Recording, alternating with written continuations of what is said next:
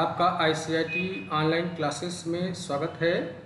इस चैनल को बनाया गया है कंप्यूटर के विभिन्न सब्जेक्ट्स को हिंदी भाषा में पढ़ाने के लिए। इसमें आपको office, programming, web technology, accounting, software को हिंदी भाषा में समझाया जाएगा। मैं संतोष कुमार गुप्ता आपका स्वागत करता हूं। अगर मेरा वीडियो अच्छा लगे तो आप इसे ज़रूर शेयर करिए। शेयर बटन पे क्लिक करके, लाइक बटन पे क्लिक करके इसे ज़रूर लाइक करिए। सब्सक्राइब बटन पे क्लिक करके बेल आइकन को सेलेक्ट करिए।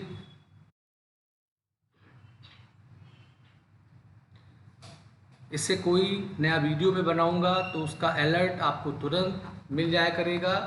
तो दोस्तों चलिए मैं आज का क्लास स्टार्ट करता हूं। तो जैसा हम लोग पाइथन के ट्यूटोरियल को पढ़ रहे थे, तो हम लोगों ने पाइथन का 2 पार्ट यानी 2 सेशन कंप्लीट किया है। पहले वाले पार्ट में मैंने पाइथन का इंट्रोडक्शन, उसके फीचर्स, उसके एप्लीकेशन, इन्वायरमेंट, सेटअप के बारे में बताया था। दूसरे वाले पार्ट में हम लोगों ने पाइथन के टोकन्स को पढ़ा था, जिसमें variable, data type, keywords, operators, comments वगैरह के बारे में देखे थे। कुछ छोटे छोटे 2-4 प्रोग्राम बना के भी हम लोगों ने रन किए थे। आज हम लोग अपने पाइथन के तीसरे पार्ट में इफ़ एल्स स्टेटमेंट के बारे में जानेंगे। तो आपको पहले से पता है कि किसी भी प्रोग्रामिंग लैंग्वेज में हम लोग काम करते हैं तो हर प्रोग्रामिंग लैंग्वेज में आपको कंडीशनल स्टेटमेंट मिलते हैं डिसीजन मेकिंग के लिए। तो आज का जो हमारा क्लास होगा वो पूरा का पूरा इफ़ एल्स स्टेटमेंट के ऊपर ही होगा। तो हमारा जो इफ़ एल्स स्टेटमेंट है इसे हम लोग डिसीजन मेकिंग के नाम से भी जानते हैं, और इस स्टेटमेंट का हम लोग प्रयोग करते हैं स्पेशली अपने प्रोग्राम में। अगर हमें कोई कंडीशन लगाना हो, अपने प्रोग्राम के किसी हिस्से को एक कंडीशन के तहत एग्जीक्यूट कराना हो, तो इसलिए हम लोग इफ़ एल्स स्टेटमेंट का प्रयोग करते हैं। होता क्या है कि जब आप कोई प्रोग्राम लिखते हैं तो आपका प्रोग्राम ऊपर से लेके नीचे तक, माने टॉप से बॉटम 1 बाय 1 एग्जीक्यूट होता है। पर अगर आप चाहते हैं कि हमारे प्रोग्राम का कोई एक स्टेटमेंट या एक से अधिक स्टेटमेंट किसी एक विशेष परिस्थिति में एग्जीक्यूट हो, तो उसके लिए आपको डिसीजन मेकिंग यानी इफ़ स्टेटमेंट का प्रयोग करना होता है। तो डिसीजन मेकिंग जो होता है ये बहुत ही इम्पॉर्टेंट पार्ट होता है किसी भी प्रोग्रामिंग लैंग्वेज के लिए। इसके नाम से जैसे आप जान पा रहे होंगे, इससे आप कोई निर्णय लेने का काम कर सकते हैं। आप किसी एक विशेष ब्लॉक के लिए एक कंडीशन लगा सकते हैं। आपके पाइथन में डिसीजन मेकिंग के लिए आपको 4 प्रकार के स्टेटमेंट्स मिलते हैं। इनमें आपका एक जो होगा वो कहलाता है इफ़ स्टेटमेंट, एक जो होता है आपका इफ़ एल्स कहलाता है, और एक जो होता है आपका नेस्टेड इफ़ कहलाता है। तो आपका जो पाइथन होगा ये 3 प्रकार के इफ़ स्टेटमेंट को सपोर्ट करता है। If statement, if else statement और नेस्टेड इफ। इसको आप लोग पाइथन में करते हैं। तो जाना जाए कि ये क्या होता है। उससे पहले एक बात आपको और बता दिया जाए। हमारा जो पाइथन होता है इसमें हम लोग जब कोई डिसीजन मेकिंग या लूप के लिए कोई स्टेटमेंट लगाते हैं, तो उस लूप या डिसीजन मेकिंग के अंतर्गत एक स्टेटमेंट भी हो सकते हैं या एक से अधिक स्टेटमेंट भी हो सकते हैं। तो अभी आपने देखा था C++ या जावा में हमें ब्रेस मिलता था। तो हम आप जब ओपन करते थे ब्रेस को और ब्रेस को क्लोज करते थे तो वो एक ब्लॉक बनाता था। उसमें जो भी स्टेटमेंट होते थे वो उस ब्लॉक के अंतर्गत आता था। हमारा पाइथन जो है वो ब्रेस को सपोर्ट नहीं करता है। यहाँ पर आपको ब्लॉक बनाने के लिए एक विशेष प्रकार का चिन्ह मिलेगा जिसे कॉलन का निशान बोलेंगे। ये इंडेंटेशन के नाम से जाना जाएगा। तो जब आप इफ लगाएंगे, एल्स लगाएंगे, लूप से रिलेटेड स्टेटमेंट लगाएंगे, तो उसके ब्लॉक के अंदर जो कोड आपको एग्जीक्यूट कराना होगा वो आपको इस इंडेंट के अंदर रखना होगा। तो आपके आसानी के लिए, एक सिंप्लिसिटी के लिए पाइथन जो है वो पैरेंथेसिस जो आप लगाते थे ब्लॉक बनाने के लिए, ब्रेस जिसे बोलते थे, उसकी अनुमति नहीं देता है। इसके स्थान पे ब्लॉक बनाने के लिए वो आपको इंडेंटेशन की अनुमति देता है। अगर आपके 2 स्टेटमेंट्स जो हैं वो एक ही लेबल स्तर के इंडेंटेशन में होंगे तो वो उसी ही ब्लॉक के हिस्से रहेंगे।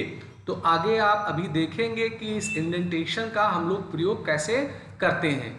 इंडेंटेशन जो होता है ये आपके पाइथन के लिए बहुत ही इम्पॉर्टेंट होता है। इसे आप तब यूज करते हैं जब आपको कोड का ब्लॉक बनाना होता है, तो ऐसे स्थिति में हम लोग इंडेंटेशन का प्रयोग करते हैं। अब हम लोग जाने कि इफ स्टेटमेंट क्या होता है। तो इफ स्टेटमेंट का प्रयोग ये होता है कि इसके जरिए आप एक कंडीशन लगाते हैं और उस कंडीशन को आपका पाइथन मूल्यांकित करता है। अगर कंडीशन ट्रू हुआ तो आपके इफ ब्लॉक में जो भी स्टेटमेंट होंगे उन्हें वो एग्जीक्यूट करता है। इफ स्टेटमेंट का फॉल्स ब्लॉक नहीं होता है। हमें जितने भी डिसीजन लेने होते हैं उनके लिए हमें इंडिविजुअल इफ स्टेटमेंट को लगाना होता है। इफ स्टेटमेंट का सिंटेक्स जो होता है, आपको इफ लिखना होता है, आपको एक एक्सप्रेशन लिखना होता है। ये एक्सप्रेशन जो होगा ये लॉजिकल फॉर्म में होगा, चूंकि इसका जो आंसर आएगा या तो ट्रू आएगा या फॉल्स आएगा, उसी के बिहाफ पे इफ निर्णय लेता है।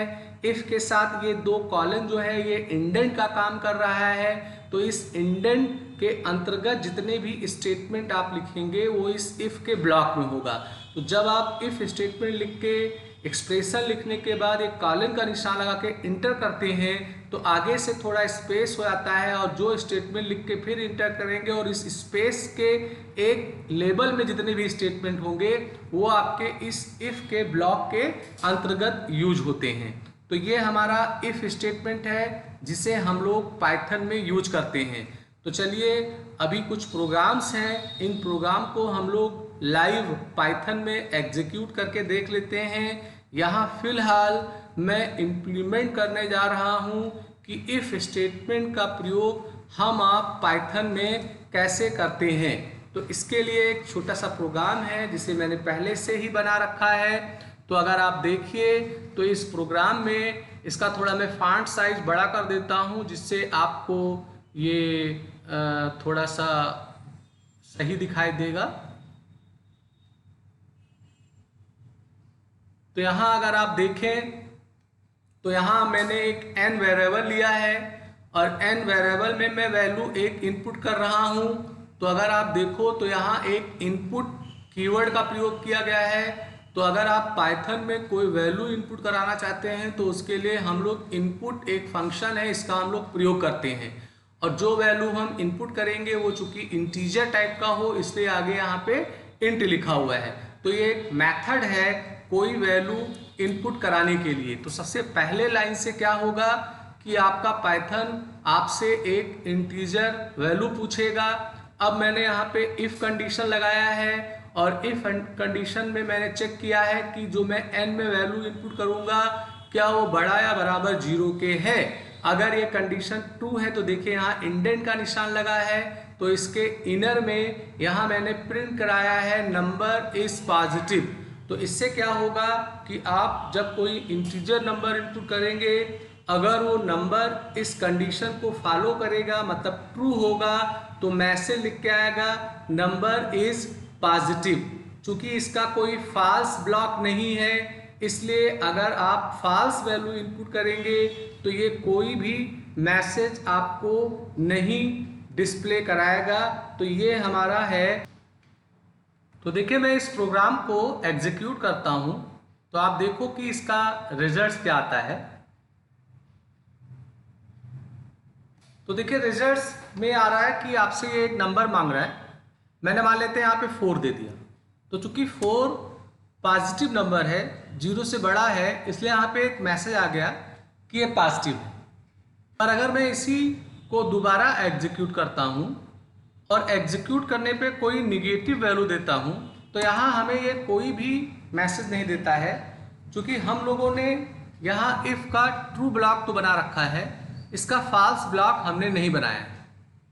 अगर आप प्लान कर रहे हैं कि मैं इसका फॉल्स ब्लॉक भी बना दूं तो आपको क्या करना होगा, यहाँ पर एक इफ और लगाना होगा और यहाँ आप कहोगे लेस देन 0 और यहाँ कॉलन का निशान लगा के आप जैसे ही इंटर करोगे तो आप देखोगे कि यहाँ एक थोड़ा आगे से स्पेस हो गया, चूंकि ये इंडेंट का निशान है।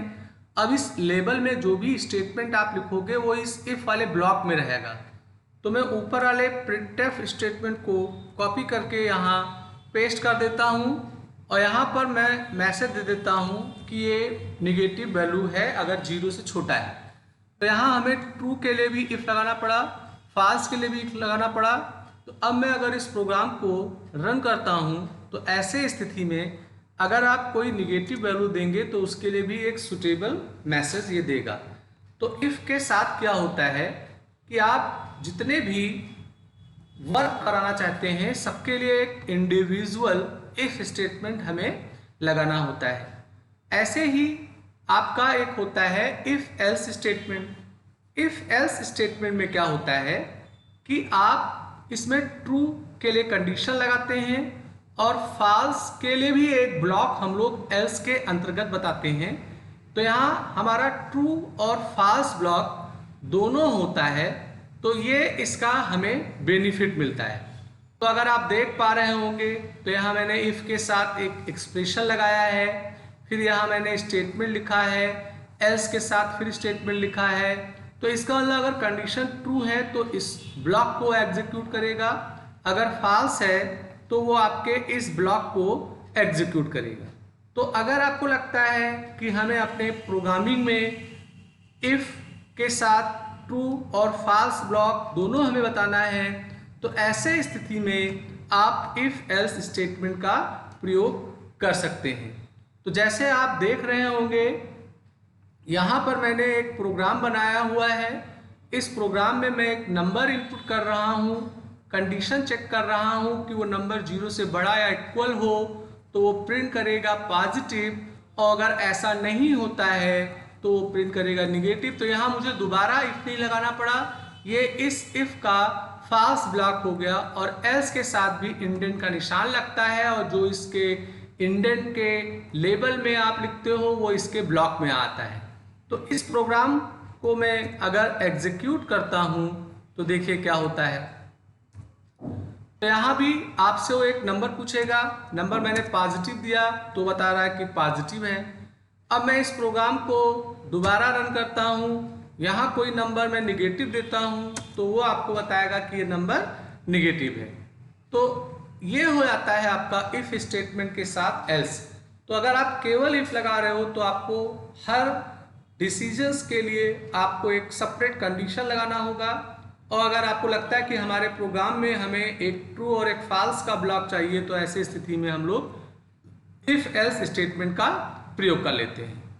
ऐसे ही आपको एक कीवर्ड मिलता है EL इफ करके। ये जो EL इफ है ये एल्स इफ होता है। जैसे हम लोग नेस्टेड इफ बनाते थे या इफ एल्स इफ बनाते थे C++ या जावा में, तो उसी ही तर्ज पे आपके पाइथन में आपको EL इफ मिलेगा, जिसे आप एल्स इफ बोलेंगे पर लिखने के लिए EL इफ लिखा आता है।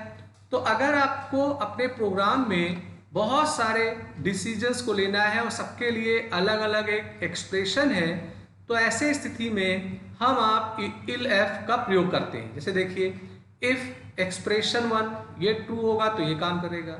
अब एल्स, इस इफ का ये एल्स हो गया, अब फिर इफ लगा हुआ है तो ये एक्सप्रेशन 2 अगर ट्रू होगा तो इसको काम करेगा, 3 ट्रू करेगा तो इसको काम करेगा। ऐसे जितने भी एल्स इफ लगाने हैं वो आप लगाओ, और लास्ट में एल्स लगाया गया, इसका मतलब अगर कोई कंडीशन ट्रू नहीं होगा तो वो सीधे आपका इस स्टेटमेंट को एग्जीक्यूट करेगा। तो ये आपका एल्स इफ स्टेटमेंट है। तो चलिए हम लोग एल्स इफ स्टेटमेंट के भी प्रोग्राम्स मेरे पास हैं, उनको हम लोग यूज करके देख लेते हैं। तो यहाँ पर मैंने एक प्रोग्राम बनाया हुआ है। इस प्रोग्राम का लक्ष्य ये है कि अगर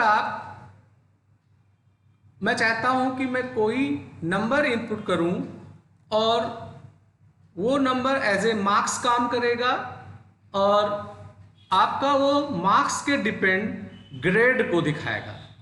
तो यहाँ मैं एल्स इफ का प्रयोग करके किसी स्टूडेंट के ग्रेड को चेक करने का काम करूँगा। अब आपका जो ग्रेड है वो A+ होगा, A होगा, B होगा, C होगा, D होगा।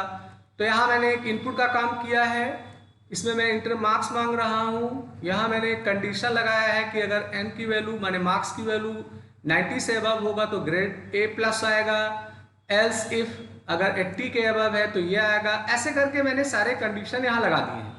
तो अगर इस प्रोग्राम को आप सी लैंग्वेज से कंपेयर करिए तो यहाँ हमें प्रोग्राम बनाना काफ़ी सहज हो रहा है। एक तो कोई फॉर्मेलिटी नहीं करना है कि हेडर फाइल लगाएंगे, वर्ड में लिखेंगे, वेरिएबल का डिक्लेरेशन करेंगे। यहाँ देखिए सीधे एन वेरिएबल को इनपुट में यूज कर लिया गया, कोई फॉर्मेलिटी नहीं है डिक्लेरेशन या मेन या हेडर फाइल जैसा, और फिर इफ के साथ यहाँ पे सारे कंडीशन लगा दिए गए हैं। तो अब मैं अगर इस प्रोग्राम को रन करता हूँ तो ये मुझसे एक मार्क्स पूछेगा। मान लेते हैं मार्क्स मैंने 44 दिया तो ये आपको मैसेज प्रिंट कर देगा फेल। तो ऐसे जिस कंडीशन के अंतर्गत आपका इनपुट किया गया वैल्यू फॉलो होगा उस सुटेबल मैसेज को वो आपके आउटपुट के स्क्रीन पे प्रिंट कर देगा। तो ये आपका एक कॉन्सेप्ट है एल्स इफ स्टेटमेंट का काम करने के लिए। ऐसे देखिए मैंने 99 दिया तो उसने A+ ग्रेड यहाँ पे प्रिंट कर दिया।